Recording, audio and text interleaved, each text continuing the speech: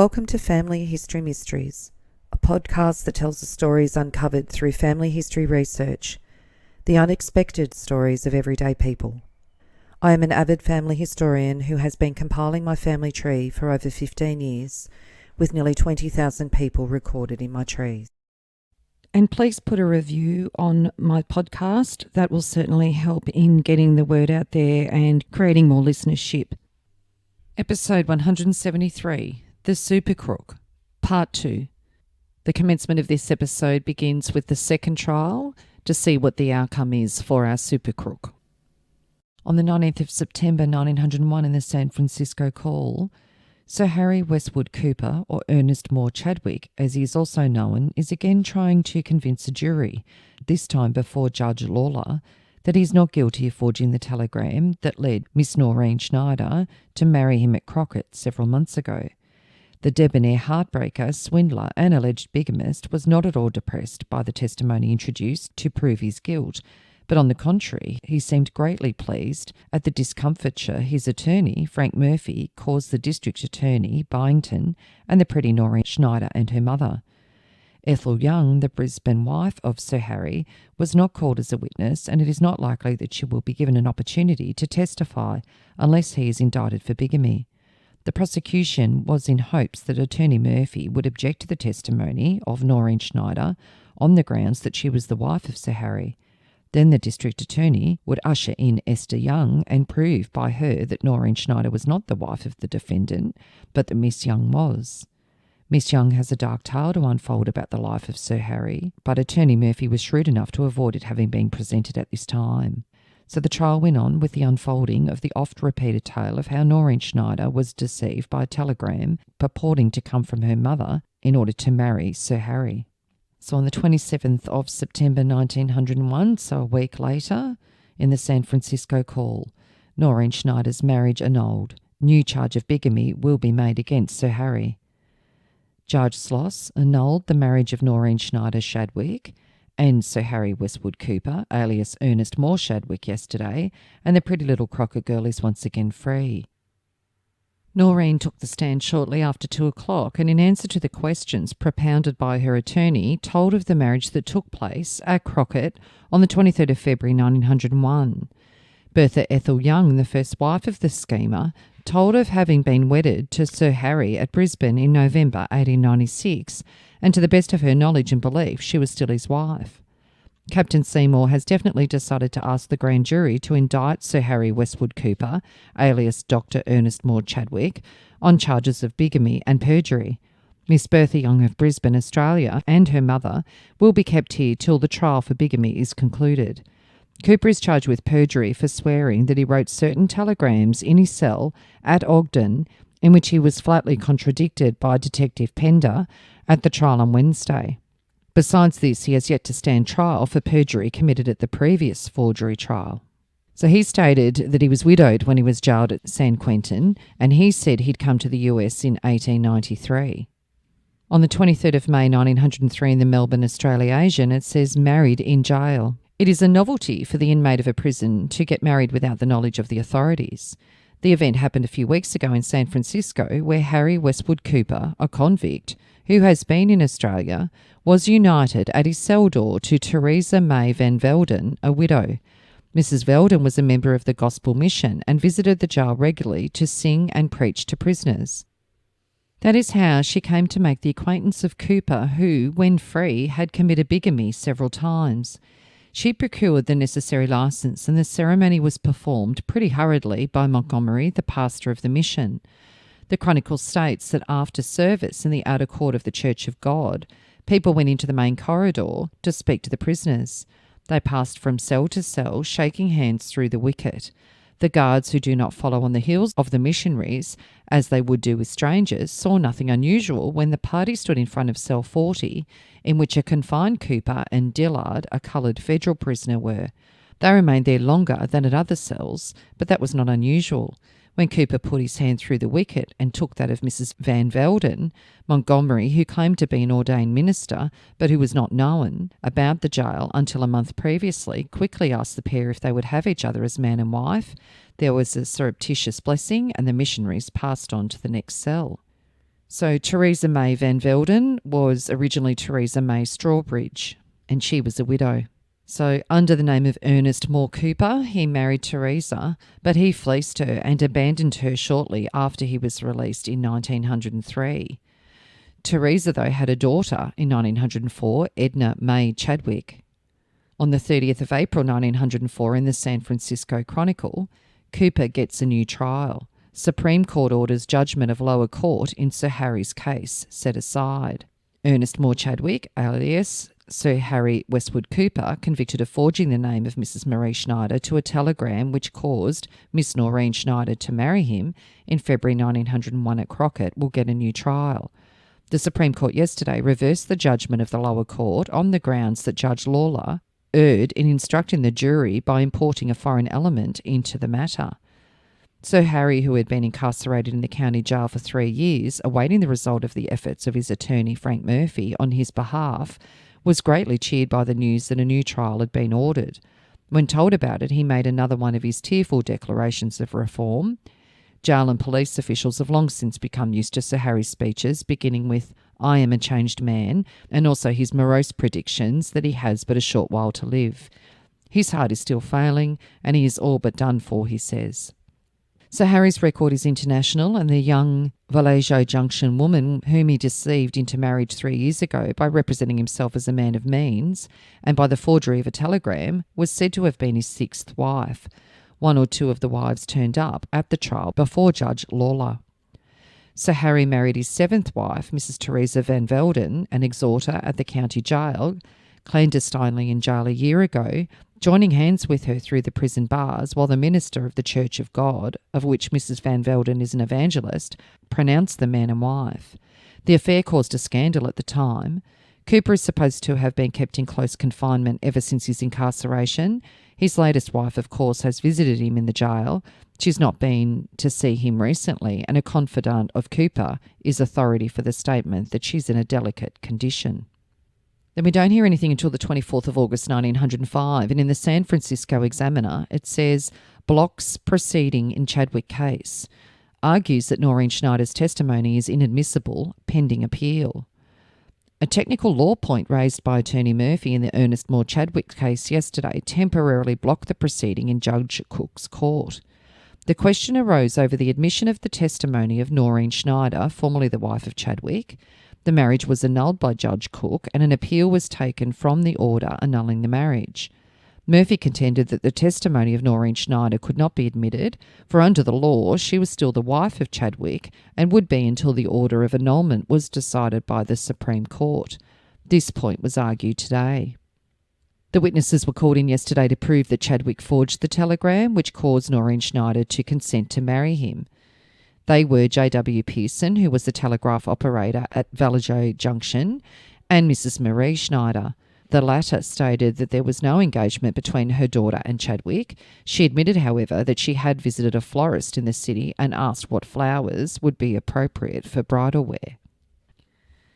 And then on the 27th of September 1905, at St Michael's in Ashton-under-Lyne, in Lancashire, England, he married Annie Marsden. He stated he was 31, said he was born in 1874, and that his father was Samuel Chadwick.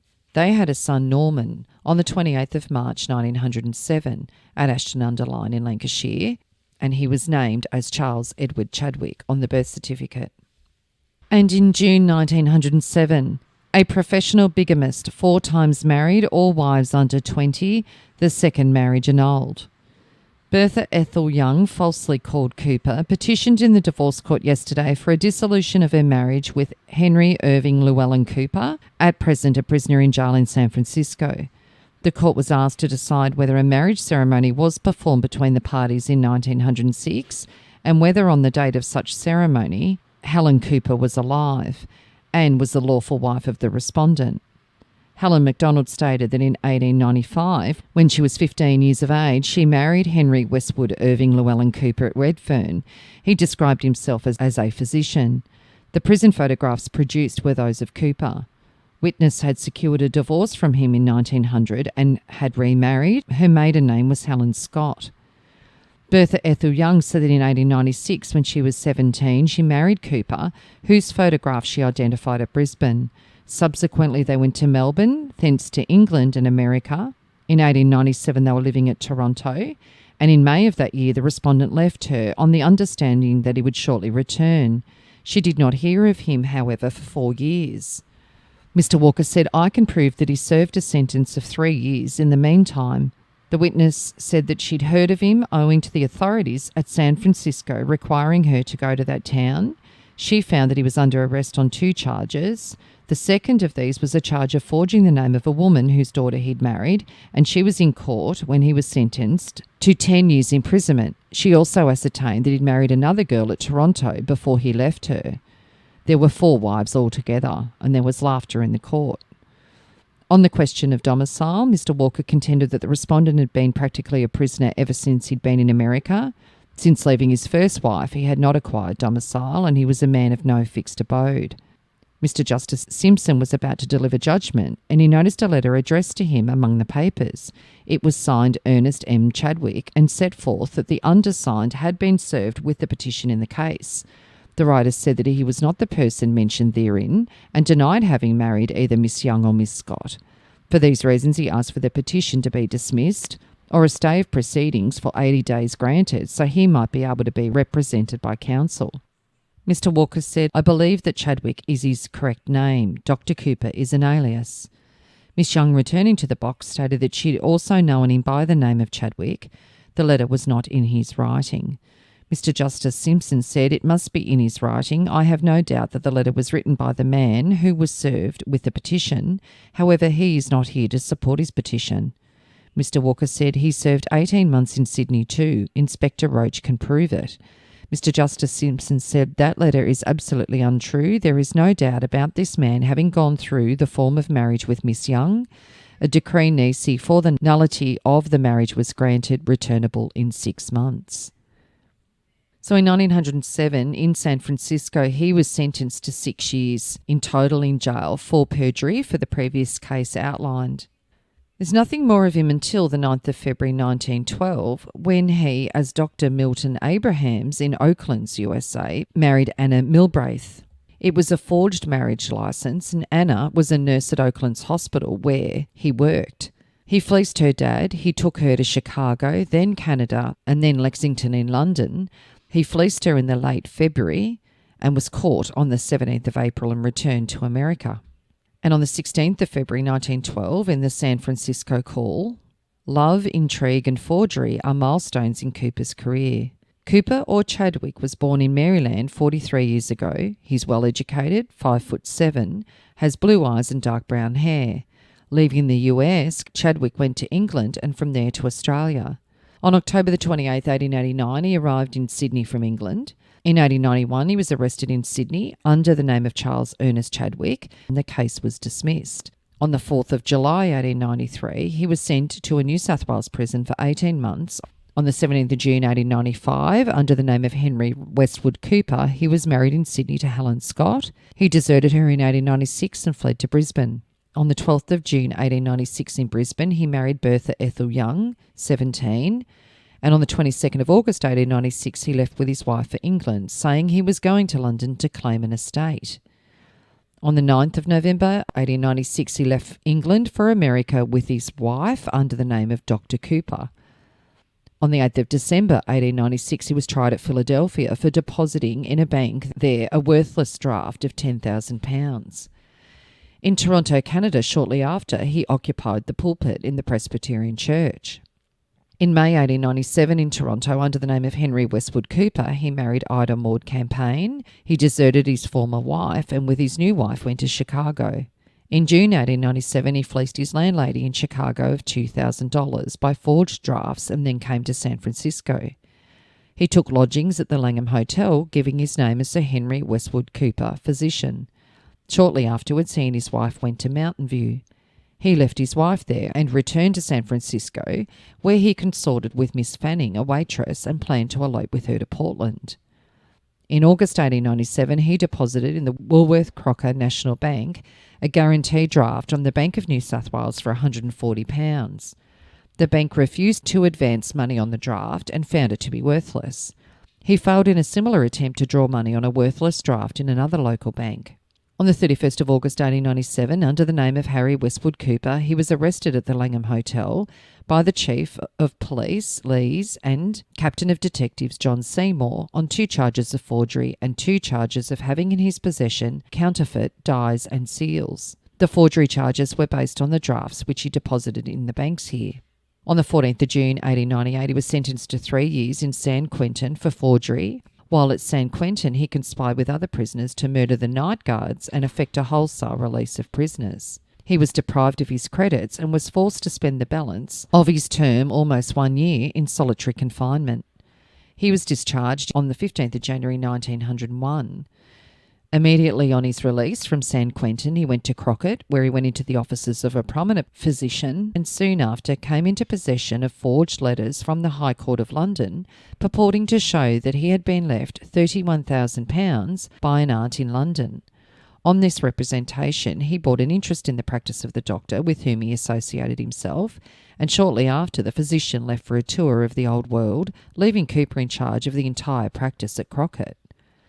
From Crockett he went to Vallejo and took lodgings at the boarding house of Mrs. Marie Schneider.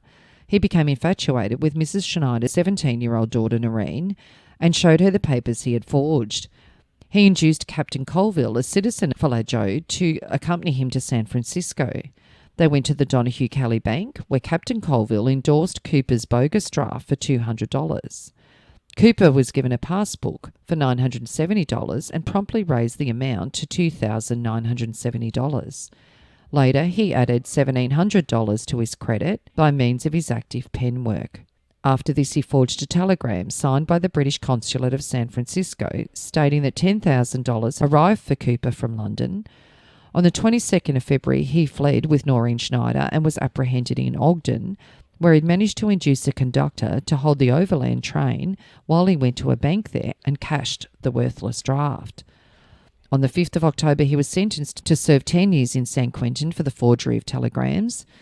On the 8th of March 1909, he was granted a new trial on a technical error and was tried on a charge of perjury and was sent to San Quentin for 6 years. While a prisoner in the county jail, Cooper or Chadwick married Miss Tessie Van Velden, a religious worker. He and this wife had a son. Cooper was released from prison on parole on the 1st of October 1911.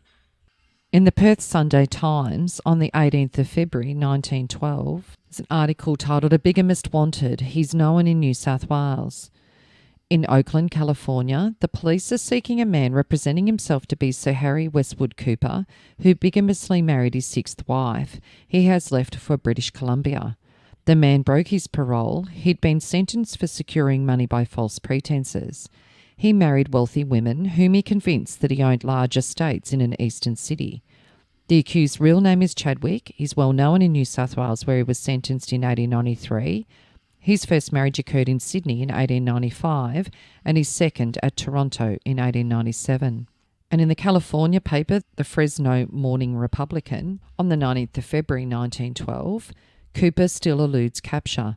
Fugitive will be returned to San Quentin to serve out his term. Despite the network of police communications which local authorities have spread through the Northwest and Canada, no definite information as to the whereabouts of Dr. Milton Abrahams, alias Sir Harry Westwood Cooper, alias Ernest Moore Chadwick, was obtained today. Nor have Mr. and Mrs. Herman Milbraith, the parents of Chadwick's 6th wife, whom he married secretly on the morning of his departure from Oakland on the 9th of February. They have not received any word from their daughter, who married him thinking he was a wealthy physician and who is believed still to be ignorant of the long criminal record of her husband. The police believe they've spread too close a net for Chadwick to escape.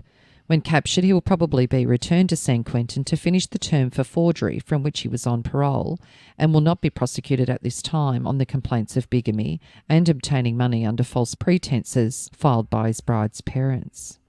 And in a Kansas paper, the Topeka State Journal, on the 28th of February 1912, "Want Sir Harry, New York police looking for matrimonial expert, has 7 wives and is also a successful swindler."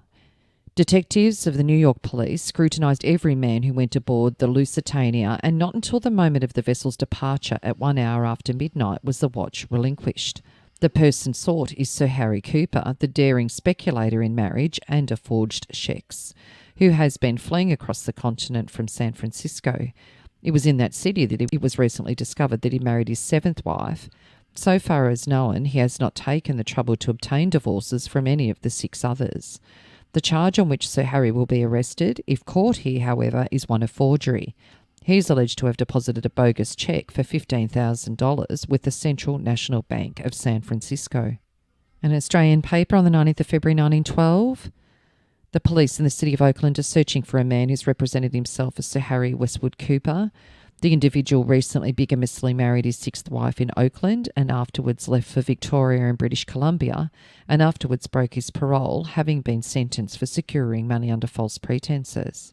In South Africa, a warrant has been issued in Johannesburg for the arrest of Dr. Andrew John Gibson, alias Dr. Ebenezer Mackay, alias Charles Ernest Chadwick, alias Harry Westwood Cooper, alias Dr. Milton Abraham, alias Monaghan, alias O'Connor, alias Swinton Home, alias Boyd, charged with extensive bank frauds and forgery at Johannesburg amounting to £1,255.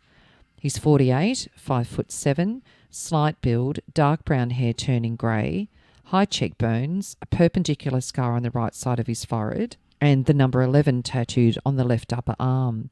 He's got a blue dot on his right forearm and practised as a doctor in Johannesburg and left there on the 5th. Other charges involving large sums of money pending, if located, a provisional warrant to be obtained and an arrest effected, identical with Charles Ernest Chadwick, alias Dr. Swinton Home, alias James Boyd, of the Police Gazette in 1912. And on the 29th of June 1912 in the San Francisco Examiner, Sir Harry Westwood Cooper, alias Ernest Moore Chadwick, known to the police of America and Europe as the cleverest gentleman rogue of the day, has been sought for more than a year since he left Oakland as Dr. Milton Abraham with Miss Anna Milbraith of that city, and he's been located in Durban in the province of Natal in South Africa. The detectives are hot upon his trail, and it's expected that the notorious swindler and recidivist will be in the toils before many hours have elapsed. Word of the locating of the fugitive came this afternoon to Captain of Inspectors Walter Peterson of the Oakland Police Department. Together with this information are advices to the effect that Cooper has used his criminal genius to good advantage in far-off South Africa and has fleeced the Durban Bank of £1,000. Cooper deposited bogus bank certificates in the South African banks, according to Captain Peterson's information, using the new alias of Norman E. Mackay. He then succeeded in inducing the bank officials to advance him the money on these deposits. He left Durban 2 days ago and is supposed to be nearby. A warrant charging felony awaits Sir Harry in Oakland. In order to carry on his California swindle, Cooper opened offices in Oakland, called himself Dr. Abraham, and represented himself to be a nerve specialist. It was while he was keeping this pose that he met and wooed Miss Milbraith, a pretty nurse, in the East Bay Sanatorium. He promised to make her his wife, and so impressed his prospective father-in-law with his sincerity that the elder Milbraith advanced him $2,500. Dr. Abraham then disappeared with his fiancée, and it was soon after his departure that his real identity came to light. Several times since, police in various parts of the world have believed that they were upon his trail, only to find themselves working on false clues. Miss Milbraith's whereabouts were a mystery until a few months ago, when she was found living at the home of a relative in the East. She'd been deserted by the man. Cooper is said to have another wife living in the Middle West, and it's probable that he'll be prosecuted for bigamy when he's apprehended. He's also on parole from San Quentin Penitentiary, where he was serving a term for a swindle similar to the one that he perpetrated on the Milbraith family. And in Chicago on the 22nd of June, Anna Milbraith, former South Chicago beauty and wife of Sir Harry Westwood Cooper, arch-bigamist and forger, and one of the most versatile swindlers known to the police of 2 continents, is in Chicago. The former Miss Milbraith slipped into the city several weeks ago, and she was found today at the American Hospital, where, under an assumed name, she's studying nursing. Known to her as Dr. Milton Abraham, a millionaire Oakland physician, Miss Milbraith, then a nurse at the time at St. Francis Hospital at Oakland, married Sir Harry last February. Cooper first borrowed money from her father, Herman Milbraith. His next act was to draw a $15,000 draft to a South American bank, which he deposited in the Central National Bank at San Francisco. 2 days later, he attempted to draw the money. The police were summoned and Cooper fled, taking his bride with him. Cooper and his wife separated. Benjamin Milbraith, a brother, vowing vengeance, left his home in Gary to search for Cooper. Instead, he found his sister, whom he has since kept in hiding. From South Chicago relatives of the girl, it was learned today that she was of the belief that Cooper fled to England when she left him. He was supposed to have tired of life there and engaged himself on the Titanic under an assumed name.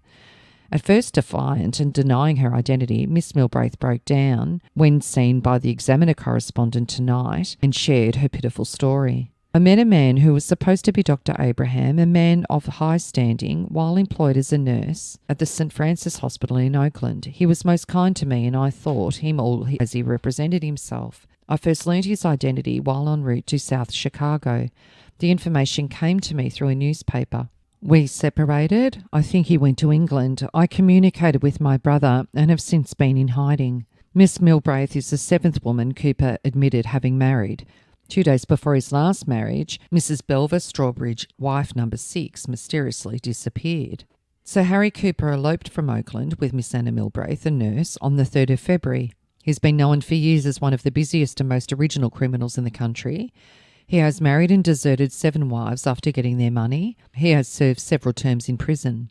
Under the name of Ernest Moore Chadwick Cooper, he married Mrs. Delva Strawbridge 7 years ago and lived with her until he was sent to San Quentin Penitentiary for obtaining money under false pretenses.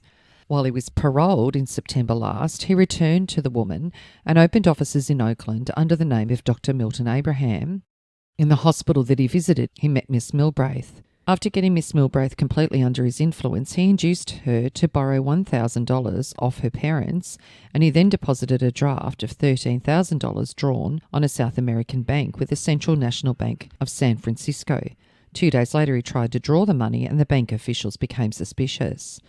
They investigated and found that the draft was worthless. Dr. Abraham and his newest wife had disappeared when the bank officials went to look for them. On the 6th of August 1912, with an article titled Durban Crimes, Pseudo-Doctor Charged. Swinton Home, alias Dr. James Boyd, 42, was charged today being unlawfully using the title of surgeon on the 26th of June and not being a legally qualified medical practitioner. He was charged under 5 names for forgery, falsity and theft. A detective asked for a week's remand. He said he could not ask for any longer period as the Extradition Act would not allow it. The magistrate remanded the case for a week and fixed bail at £500. The detective told the court that the amount involved was about £1,700.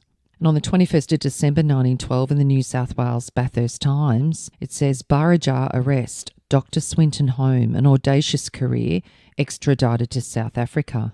Dr. Swinton Home was arrested at Barrajar some months ago and has now been extradited to South Africa. Bathurst can claim to have had a casual visit from one of the most audacious criminals in history. 23 years ago, he arrived in Australia by a big mail steamer, a rather good-looking and certainly a very fascinating young fellow under the name of Charles Edward Chadwick. He was 22 and a dispenser by profession, and as far as can be ascertained, nothing was further from his mind than a career of crime. At any rate, for 4 years he remained in New South Wales, a perfectly upright citizen. He was a special constable in the Great Maritime Strike in 1890, so as far as the police records are concerned. Then his flirtations and his vanities became too much of a tax upon his slender resources, and he turned to that simplest form of making money criminally, namely false pretences.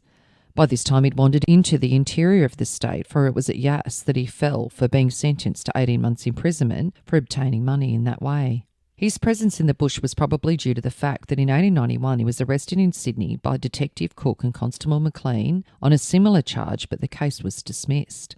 After serving his sentence, Chadwick emerged from jail as an enemy of society, and from that date 3 continents have known him. Their newspapers have been filled with tales of his criminal cunning. Cooper, finding the United States too hot, went to South Africa, where he was Norman Ebenezer Mackay and was alleged to have raised money by means of a bogus deposit certificate purporting to be issued by the Government Savings Bank of New South Wales. He then took a steamer for Sydney, travelling as Surgeon Major Home, VC. In the meantime, the Natal Police had been at work, and the Criminal Investigation Department of New South Wales received certain information which indirectly led to his arrest. The pseudo-medical man posed as Dr. Swinton Home and went to Baraja, and while there, proceedings were taken against him for a breach of the Medical Practitioners Act. Apparently, he was unaware of the fact that legislation of this character was in existence. When he first settled in New South Wales, the laws affecting medical practitioners were very free and easy. Quackery was rife, and anyone could put a brass plate on and practice. While the police were making inquiries in this matter, there arose a belief that Swinton Home and Norman Ebenezer Mackay, wanted in Natal on a charge of forgery, were one and the same person. Detective Bradley was entrusted the task of piecing the facts together, and Home was arrested and held on that charge.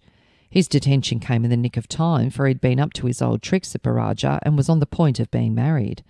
The lady who was to be his wife had completed arrangements to go to Sydney and purchase her trousseau. Dr. Home carried off the character of a medical man remarkably well. It was said that in consultation with a member of the profession, he did absolutely nothing to arouse suspicion that he was not duly qualified. After his arrest, extradition proceedings were set afoot, and Detective Sergeant Tufts of Natal was dispatched to escort him to Durban. In addition to having to stand his trial at Natal, Cooper is wanted by police in the US, England and Canada. It is said that during his career he proposed to and was accepted by more than a dozen women. And another article a week later in the Sydney Globe on the 28th of December 1912. In Oklahoma on the 15th of April 1913, Salulpa Evening Democrat. The article's titled "Run to Cover in Africa. Man who swindled many women in America is finally run to cover and gets a prison sentence, at the conclusion of which he'll be returned to America to answer." In Oakland, California, word has been received by Chief of Police Peterson from South Africa that Sir Harry Westwood Cooper, alias Dr. Milton Abraham, alleged forger and bigamist, has been sentenced in Durban to 18 months hard labour for obtaining money by trick and device. The South African officials cabled that Cooper would be turned over to the California authorities on completion of his term of imprisonment. Cooper is known in South Africa as Norman E. Mackay. One of Cooper's principal resources in the line of crime was to pay court to women until he obtained their money, and by marrying them if necessary. The worldwide scope of Cooper's operations is indicated in information received from the British authorities. Cooper, when he left Oakland with his sixth bride and her mother's savings, went to Halifax, where he passed under the names of Dr. Richard J. Monaghan and Dr. Thomas O'Connor. While there, it is alleged that he forged a draft of $1,100 on the Royal Bank of Canada and then left for London.